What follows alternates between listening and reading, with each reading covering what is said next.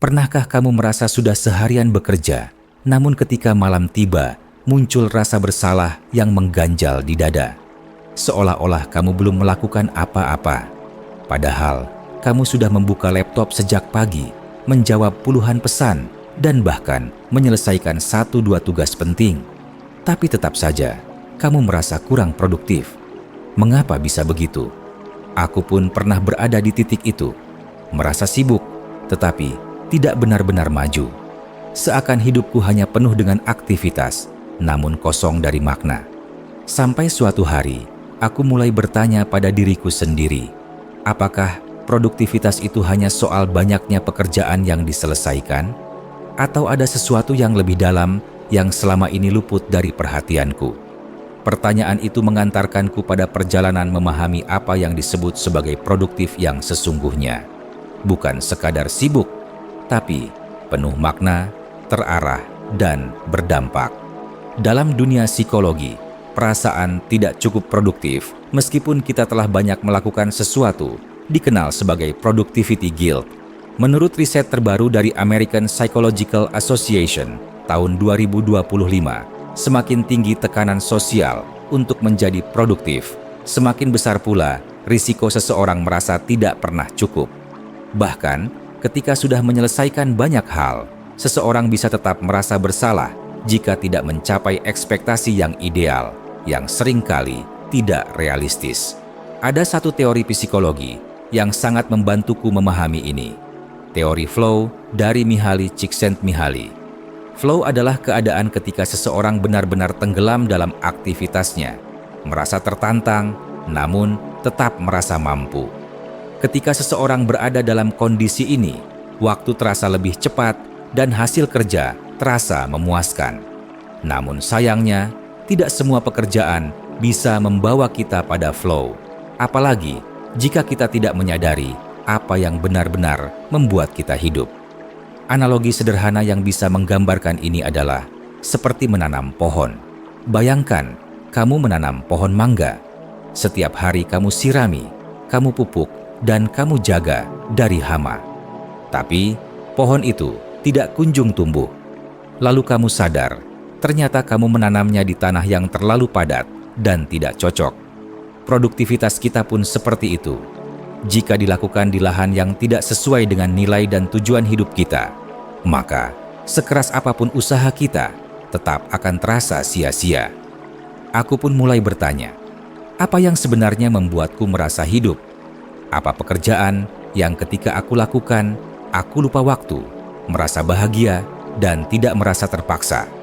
Ternyata jawabannya sederhana: menulis, mendengarkan orang lain, dan membantu mereka memahami diri sendiri. Namun selama ini, aku terlalu sibuk mengerjakan hal-hal yang jauh dari panggilan jiwaku, hanya karena tekanan sosial atau rasa takut akan kegagalan. Perasaan tidak produktif seringkali muncul bukan karena kita malas, tapi karena kita tidak selaras. Antara waktu, energi, dan nilai hidup kita tidak berjalan seiring. Kita mengerjakan banyak hal, tapi tidak satu pun menyentuh inti jiwa kita. Kita menjadi seperti robot yang menjalankan rutinitas, tapi tidak pernah benar-benar hidup.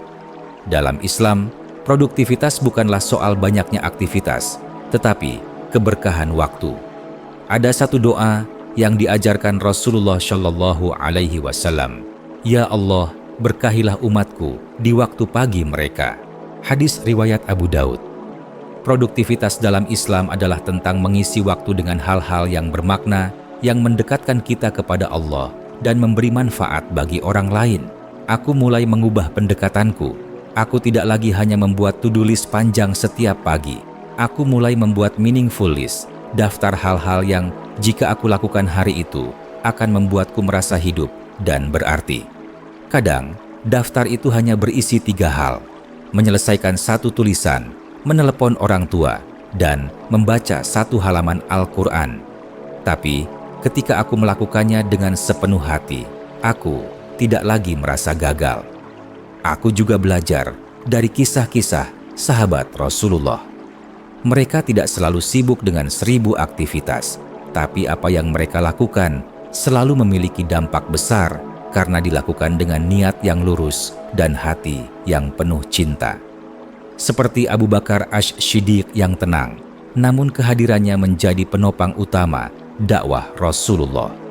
Seperti Umar bin Khattab yang tegas, namun selalu bertanya pada dirinya sendiri di malam hari, apa yang telah aku perbuat hari ini untuk umat? Kini aku tahu bahwa rasa tidak produktif bukan selalu tanda bahwa kita malas. Bisa jadi itu tanda bahwa jiwa kita sedang memanggil, meminta kita untuk berhenti sejenak, mengevaluasi arah, dan menata kembali tujuan. Maka, jika hari ini kamu merasa tidak cukup produktif, cobalah tanyakan pada dirimu sendiri, apakah yang kulakukan hari ini selaras dengan nilai hidupku? Apakah aku bekerja karena takut dinilai gagal, atau karena ingin memberi manfaat? Apakah aku sudah memberi ruang bagi jiwaku untuk bernapas, merenung, dan merasa hidup? Mulailah hari esok dengan niat yang jernih. Tidak perlu terburu-buru. Fokuslah pada kualitas, bukan kuantitas. Carilah apa yang membuatmu hidup, bukan sekadar sibuk. Dan ingat, dalam setiap langkah kecil yang kamu ambil, dengan niat yang benar, ada keberkahan yang Allah tanamkan.